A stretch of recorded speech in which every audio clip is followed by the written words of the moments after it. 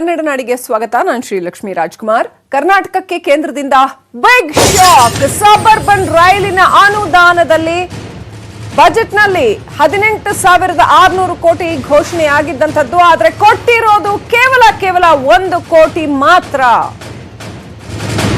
ಮತ್ತೊಂದು ಶಾಕ್ ಕರ್ನಾಟಕಕ್ಕೆ ಎದುರಾಗಿದೆ. ಬಜೆಟ್ ಅಲೋಕೇಶನ್ ವಿಚಾರದಲ್ಲಿ ಕರ್ನಾಟಕಕ್ಕೆ ಕೇಂದ್ರದಿಂದ ಮತ್ತೊಮ್ಮೆ ಬಿಗ್ ಶಾಕ್. ಸಬರ್ಬನ್ ರೈಲಿನ ಅನುದಾನದಲ್ಲಿ ಬಜೆಟ್ನಲ್ಲಿ 18,600 ಕೋಟಿ ಘೋಷಣೆಯಾಗಿತ್ತು.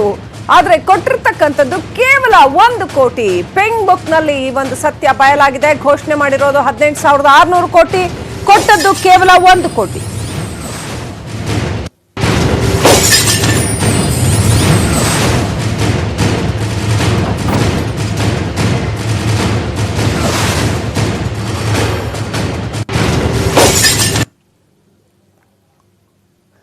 ಕರ್ನಾಟಕಕ್ಕೆ ಮತ್ತೆ ಶಾಕ್ ಆಗಿರ್ತಕ್ಕಂಥದ್ದು. ಕೇಂದ್ರದಿಂದ ಕರ್ನಾಟಕಕ್ಕೆ ಬರಬೇಕಾಗಿದ್ದಂತಹ ಹಣಕ್ಕೆ ಮತ್ತೆ ಬ್ರೇಕ್ ಬಿದ್ದಿದೆ.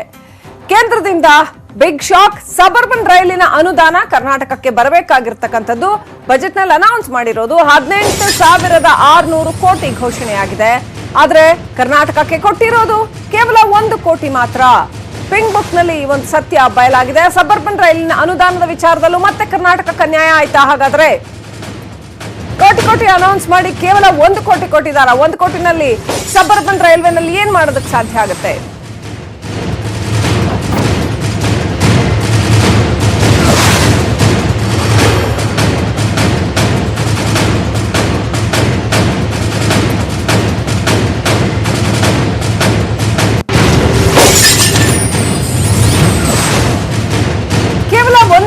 ಮಾತ್ರ ಕೊಡಲಾಯಿತು. ಕರ್ನಾಟಕಕ್ಕೆ ಕೇಂದ್ರದಿಂದ ಬಿಗ್ ಶಾಕ್. ಸಬರ್ಬನ್ ರೈಲಿನ ಅನುದಾನದಲ್ಲಿ ಬಜೆಟ್ನಲ್ಲಿ 18,600 ಕೋಟಿ ಘೋಷಣೆ ಆಗಿದೆ. ಆದ್ರೆ ಕೊಟ್ಟಿರೋದು 1 ಕೋಟಿ. ಯಾಕೆ ಹಾಗಿದ್ರೆ ಕರ್ನಾಟಕಕ್ಕೆ ಬರಬೇಕಾದಂತಹ ಅನುದಾನದ ಹಣ ಇನ್ನೂ ಕೂಡ ಬಂದಿಲ್ಲ ಅನ್ನೋ ಪ್ರಶ್ನೆ. ಆಲ್ರೆಡಿ ಕರ್ನಾಟಕಕ್ಕೆ ಬಹುದೊಡ್ಡ ತಾರತಮ್ಯ ಆಗ್ತಾ ಇದೆ ಅನ್ನೋ ಕೂಗೆದ್ದಿದೆ. ಈ ಸಾರಿಯೂ ಕೂಡ ನಾವು ಸಾಕಷ್ಟು ದೊಡ್ಡ ಪ್ರಮಾಣದಲ್ಲಿ ತೆರಿಗೆ ಕಟ್ತೀವಿ, ಆದ್ರೆ ನಮಗೆ ಬರಬೇಕಾಗಿರ್ತಕ್ಕಂಥ ಅಭಿವೃದ್ಧಿ ಅನುದಾನಗಳಲ್ಲಿ ಸಾಕಷ್ಟು ಕಡಿತ ಉಂಟಾಗಿದೆ ಅನ್ನೋ ನೋವು ಆಲ್ರೆಡಿ ಇದೆ. ಇದೀಗ ಗಾಯದ ಮೇಲೆ ಉಪ್ಪು ಸವರಿದ ಹಾಗೆ ಸಬರ್ಬನ್ ರೈಲಿನ ಅನುದಾನದ ವಿಚಾರದಲ್ಲಿ ಕೂಡ ಮತ್ತೊಂದು ಶಾಕ್ ಎದುರಾಗಿದೆ. ಬಜೆಟ್ನಲ್ಲಿ 18,600 ಕೋಟಿ ಘೋಷಣೆ ಆಗಿದೆ. ಅದರ ಪಿಂಕ್ ಬುಕ್ ನಲ್ಲಿ ಬಯಲಾಗಿರೋ ಸತ್ಯ, ಕರ್ನಾಟಕಕ್ಕೆ ಕೊಟ್ಟಿರ್ತಕ್ಕಂಥದ್ದು ಕೇವಲ 1 ಕೋಟಿ.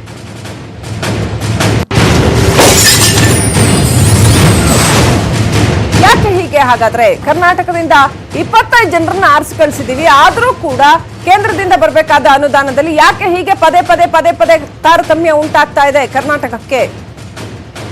ನಮ್ಮ ಸಂಸದರು ಕರ್ನಾಟಕಕ್ಕೆ ತರಬೇಕಾದ ಅನುದಾನದ ಬಗ್ಗೆ ಕಾಳಜಿ ವಹಿಸ್ತಾ ಇಲ್ವಾ?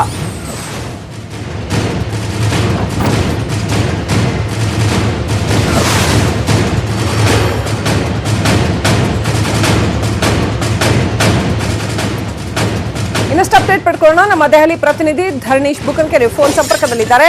ಧರಣೀಶ್, ಏನಿದು ಮತ್ತೊಮ್ಮೆ ಕರ್ನಾಟಕಕ್ಕೆ ಅನ್ಯಾಯ? ಕೇವಲ 1 ಕೋಟಿ ಮಾತ್ರ ಕೊಟ್ಟಿದ್ದಾರೆ ಅನ್ನುವಂಥದ್ದು, ಏನಿದ್ರೆ ಡೀಟೇಲ್ಸ್? ಈ ಬಾರಿಯ ಬಜೆಟ್ ನಲ್ಲಿ ಅಂದ್ರೆ ರೈಲ್ವೆ ಬಜೆಟ್ ಅನ್ನ ಒಂದುಗೂಡಿಸಿಕೊಂಡಿರುವಂತಹ ಸಾಮಾನ್ಯ ಬಜೆಟ್ ನಲ್ಲಿ ರಾಜ್ಯದ ರೈಲ್ವೆ ಯೋಜನೆಗಳಿಗೆ ಯಾವುದೇ ರೀತಿಯಲ್ಲೂ ಕೂಡ ಅಂದ್ರೆ ಒಂದು ಹೊಸ ಘೋಷಣೆಗಳಿಲ್ಲ ಅನ್ನುವ ನಿಟ್ಟಿನಲ್ಲಿ ಅನ್ಯಾಯ ಆಗಿದೆ ರಾಜ್ಯಕ್ಕೆ.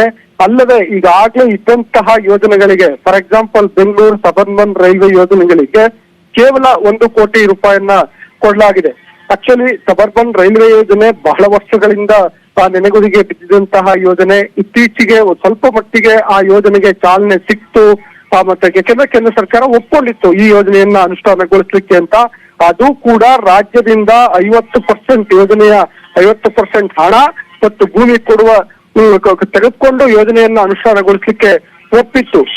ಈ ಒಪ್ಪಿಕೊಂಡು ಕೂಡ ಬಜೆಟ್ ನಲ್ಲಿ ದುಡ್ಡನ್ನ ಅಲಾಟ್ ಮಾಡದೆ ಇರುವ ಮುಖಾಂತರ ಅನ್ಯಾಯವನ್ನ ಮಾಡಿದೆ.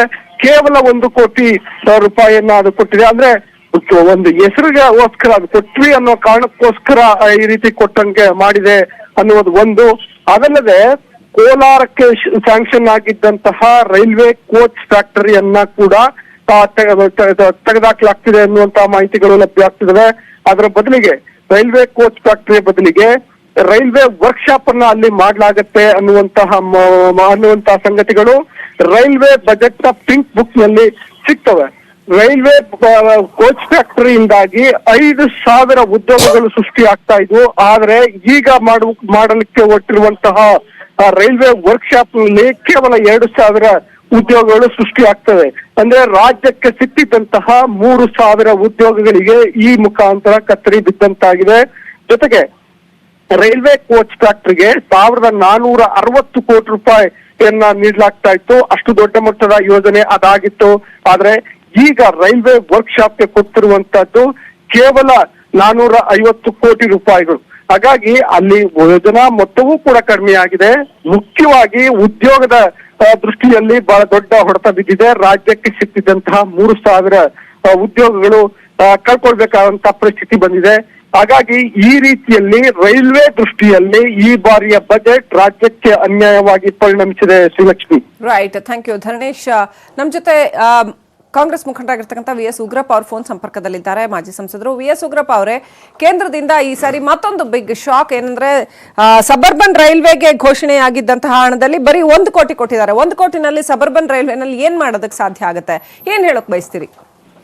ನೋಡಿ, ಮೋದಿ ಅಂತ ಹೇಳಿದ್ರೆ ಒಂಥರ ಗ್ಲೋಬಲ್ ಥಿಯರಿಯನ್ನ ಅಡಾಪ್ಟ್ ಮಾಡಿಕೊಂಡು ಇತ್ತಲ್ಲ ಹಿಂದೆ ಹಿಟ್ಲರ್ನ ಕಾಲದಲ್ಲಿ, ಸುಳ್ಳನ್ನ 100 ಸಾರಿ ಹೇಳಿದ್ರೆ ಅದು ಸತ್ಯ ಆಗುತ್ತೆ ಅನ್ನುವಂತ ರೀತಿಯಲ್ಲಿ ನಂಬಿಕೆ ಇಟ್ಟಿರುವಂತ Modi and his team. So ದೇಶದ ಜನರನ್ನ ಮರಳು ಮಾಡುವ ಅತ್ಯಂತ ವ್ಯವಸ್ಥಿತವಾಗಿ ಮಾಡ್ಕೊಂಡು ಬಂದಿದ್ದಾರೆ.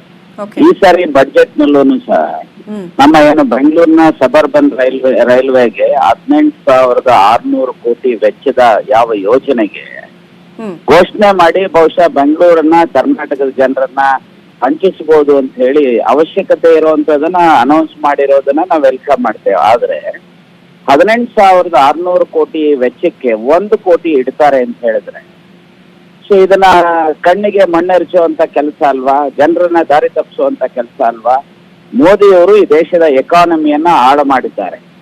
ಈ ದೇಶದ ಎಕಾನಮಿ ಹಾಳಾಗಿ ಇವತ್ತು GDP 3.5ಗೆ ಇಳಿದಿರ್ತಕ್ಕಂತ ಹಿನ್ನೆಲೆಯಲ್ಲಿ ಒಂದು ಕಡೆ ಬಡತನ ಜಾಸ್ತಿ ಆಗ್ತಾ ಇದೆ. ಸೊ ಇದರ ಜೊತೆಗೆ ಈ ರೀತಿಯ ಯಾವ ಯೋಜನೆಗಳಿದಾವ ಕೇಂದ್ರ ಸರ್ಕಾರದ ಯೋಜನೆಗಳು ಇವತ್ತು ಪ್ರೈವೇಟೈಸ್ ಮಾಡುವಂತದ್ರ ಮೂಲಕ, ಹಣ ಇಲ್ಲದೆ ಪ್ರೈವೇಟೈಸ್ ಮಾಡೋದ್ರ ಮೂಲಕ ಸೃಷ್ಟಿ ಆಗ್ತಾ ಇಲ್ಲ. ಇದರಿಂದ ದೇಶದ ಆರ್ಥಿಕ ಪರಿಸ್ಥಿತಿ ದೋಲಾಯಮಾನ ಸ್ಥಿತಿಗೆ ಹೋಗಿದೆ. ಜನರ ಬದುಕು ದುಸ್ತರ ಆಗ್ತಾ ಇದೆ. ಇದಕ್ಕೆ ನೇರ ಹೊಣೆ ಕೇಂದ್ರ ಸರ್ಕಾರ, ಪ್ರಧಾನಮಂತ್ರಿಗಳು ಆಗಬೇಕಾಗುತ್ತೆ ಅನ್ನುವಂತ ಮಾತನ್ನ ಹೇಳಿಕೆ ಬಯಸ್ತಾರೆ.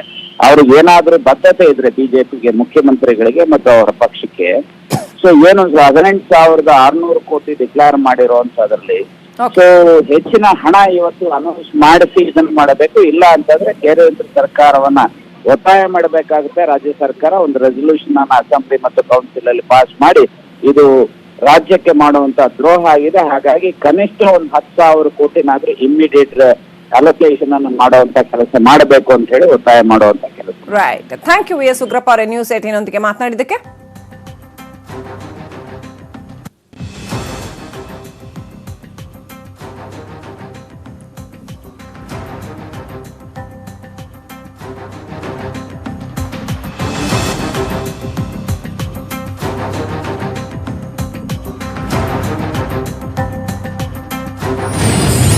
ಕೇಂದ್ರ ಸರ್ಕಾರದಿಂದ ಕರ್ನಾಟಕಕ್ಕೆ ಮತ್ತೊಂದು ಶಾಕ್ ಹೇಳ್ತಾ ಇದ್ವಿ. ಇದೀಗ ಟೋಕನ್ ಅಮೌಂಟ್ ಕೊಟ್ಟಿದ್ದಾರೆ ಅಂತ ಹೇಳಲಾಗ್ತಾ ಇದೆ. ಸಂಪೂರ್ಣ ಯೋಜನೆ ಸಿದ್ಧವಾದ ಮೇಲೆ ಬಾಕಿ ಹಣ ಕೊಡ್ತಾರಂತೆ. ಸಂಪೂರ್ಣ ರೂಪರೇಷೆ ಸಿದ್ಧವಾದ ಮೇಲೆ ಬಾಕಿ ಹಣ ಅಂತ ಹೇಳಲಾಗ್ತಾ ಇದೆ. 1 ಕೋಟಿ ಟೋಕನ್ ಅಮೌಂಟ್ ಕೊಟ್ಟಿರ್ತಕ್ಕಂಥದ್ದು ಅನ್ನುವಂಥದ್ದು. ಹಾಗಾದ್ರೆ ಇದು ನಿಜಾನಾ? ಸಂಪೂರ್ಣ ಯೋಜನೆ ಸಿದ್ಧವಾದ ಮೇಲೆ ಬಾಕಿ ಹಣ ಕೊಡೋದು ಹೌದಾ ಅನ್ನುವಂಥ ಪ್ರಶ್ನೆ. ಯೋಜನೆಯ ಸಂಪೂರ್ಣ ರೂಪರೇಷೆಯನ್ನ ಕರ್ನಾಟಕ ಸಿದ್ಧಪಡಿಸಬೇಕಾಗಿದೆ. ಹಾಗೆ ಸಿದ್ಧಪಡಿಸಿದ ನಂತರ ಕೇಂದ್ರದಿಂದ ಹಣ ಬರುತ್ತೆ ಅಂತ ಒಂಥರದಲ್ಲಿ ಮೇಲ್ನೋಟಕ್ಕಂತೂ ತತ್ಕ್ಷಣದಲ್ಲಿ ಇದು ಮೂಗಿಗೆ ತುಪ್ಪ ವರ್ಷ ಕೆಲಸನ ಅನ್ನೋ ಪ್ರಶ್ನೆ ಹೇಳ್ತಾ ಇದೆ.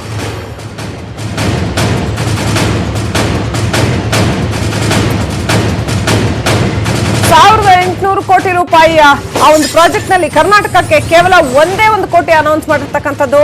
ಏನದು ಹಾಗಾದ್ರೆ 1 ಕೋಟಿ ಮಾತ್ರ ಪಿಂಕ್ ಬುಕ್ ನಲ್ಲಿ ಬಯಲಾಗಿದೆ ಅಂತಂದ್ರೆ, ಸಂಪೂರ್ಣ ಯೋಜನೆ ಸಿದ್ಧವಾದ ಮೇಲೆ, ರೂಪರೇಷೆ ಸಂಪೂರ್ಣವಾಗಿ ಸಿದ್ಧವಾದ ಮೇಲೆ ಬಾಕಿ ಹಣ ಕೊಡ್ತೀವಿ, ಇದು ಟೋಕನ್ ಅಮೌಂಟ್ ಅಂತ ಹೇಳ್ತಾ ಇದ್ದಾರೆ.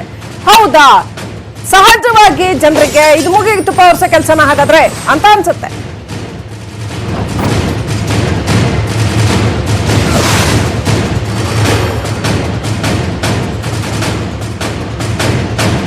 ಒಂದು ಯೋಜನೆಗೆ ಸಬರ್ಬನ್ ಯೋಜನೆಗೆ 50% ಹಣ ಮತ್ತು ಭೂಮಿಯನ್ನ ಖರೀದಿ ಮಾಡುವ ವಿಚಾರ ರಾಜ್ಯ ಸರ್ಕಾರಕ್ಕೆ ಬಿಟ್ಟದ್ದು ಅಂತ ಹೇಳಲಾಗ್ತಾ ಇದೆ. ರಾಜ್ಯ ಸರ್ಕಾರದ ಹೊಣೆಗಾರಿಕೆ ಅಂತ ಹೇಳಲಾಗ್ತಾ ಇದೆ. ರಾಜ್ಯ ಸರ್ಕಾರದ ಸಹಭಾಗಿತ್ವದಲ್ಲಿ ಕೇಂದ್ರ ಈ ಯೋಜನೆಯನ್ನ ಅನುಷ್ಠಾನಗೊಳಿಸೋದಕ್ಕೆ ಹೋಗ್ತಾ ಇರ್ತಕ್ಕಂಥದ್ದು. ಕೇವಲ 1 ಕೋಟಿಯನ್ನ ಕೊಡಲಾಗಿದೆ ಕರ್ನಾಟಕಕ್ಕೆ. 1800 ಕೋಟಿ ರೂಪಾಯಿಗಳ ಒಂದು ಯೋಜನೆ, ಕೇವಲ 1 ಕೋಟಿ. ಇದು ಟೋಕನ್ ಅಮೌಂಟ್ ಅಂತ ಹೇಳ್ತಾ ಇದ್ದಾರೆ. ಮಾಜಿ ಸಚಿವ ಪ್ರಿಯಾಂಕ್ ಖರ್ಗೆ ಅವರು ಕೂಡ ನಮ್ಮ ಜೊತೆ ಫೋನ್ ಸಂಪರ್ಕದಲ್ಲಿದ್ದಾರೆ. ನಮಸ್ಕಾರ ಪ್ರಿಯಾಂಕ್ ಖರ್ಗೆ ಅವರೇ. ಸಬರ್ಬನ್ ರೈಲ್ವೆ ಯೋಜನೆ ವಿಚಾರದಲ್ಲಿ 1800 ಕೋಟಿ ರೂಪಾಯಿಯ ಯೋಜನೆ, ಕೇವಲ 1 ಕೋಟಿ ಕರ್ನಾಟಕಕ್ಕೆ ಕೊಟ್ಟಿರ್ತಕ್ಕಂಥದ್ದು. ಇದು ಟೋಕನ್ ಅಮೌಂಟ್ ಅಂತ ಹೇಳ್ತಾ ಇದ್ದಾರೆ, ಏನ್ ಹೇಳ್ತೀರಿ? ನೋಡಿ, ಇದು ನಾವು ಮುಂಚೆಯಿಂದಾನು ಹೇಳ್ಕೊಂಡು ಬರ್ತಾ ಇದೀವಿ.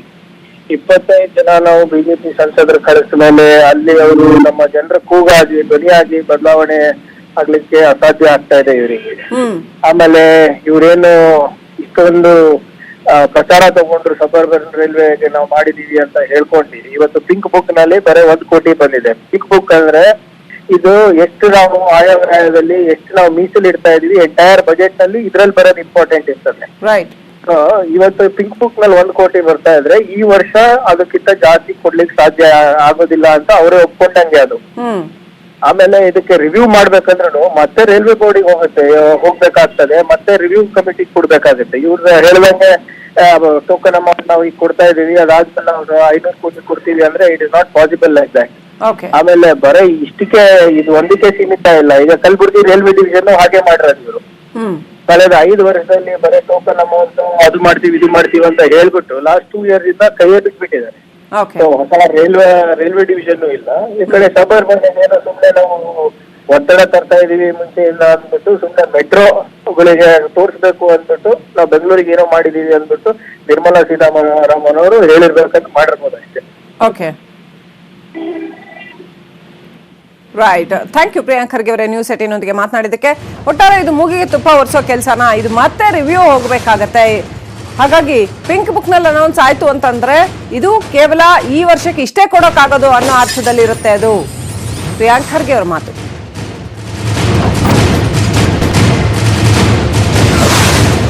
ಕೋಲಾರದಲ್ಲಿ ರೈಲ್ವೆ ಕೋಚ್ ಫ್ಯಾಕ್ಟರಿ ಬರುತ್ತೆ ಅಂತ ಬಹಳ ಆಸೆ ಇಟ್ಕೊಂಡಿದ್ರು ಜನ. ರೈಲ್ವೆ ಕೋಚ್ ಫ್ಯಾಕ್ಟರಿ ಬಂದ್ರೆ ಜನಗಳಿಗೆ ಉದ್ಯೋಗ ಸಿಗತ್ತೆ ಅಂತ. ಈಗ ಆ ರೈಲ್ವೆ ಕೋಚ್ ಫ್ಯಾಕ್ಟರಿ ಬದಲಾಗಿ ಅಲ್ಲಿ ವರ್ಕ್ಶಾಪ್ ಮಾಡ್ಲಾಗತ್ತೆ ಅಂತ ಹೇಳಲಾಗ್ತಾ ಇದೆ. ಅಲ್ಲಿಗೆ ಉದ್ಯೋಗ ಸೃಷ್ಟಿ ಅತ್ಯಂತ ಕಡಿಮೆ ಆಗತ್ತೆ, ರೈಲ್ವೆ ಕೋಚ್ ಫ್ಯಾಕ್ಟರಿಗೂ ವರ್ಕ್ಶಾಪ್ಗೂ.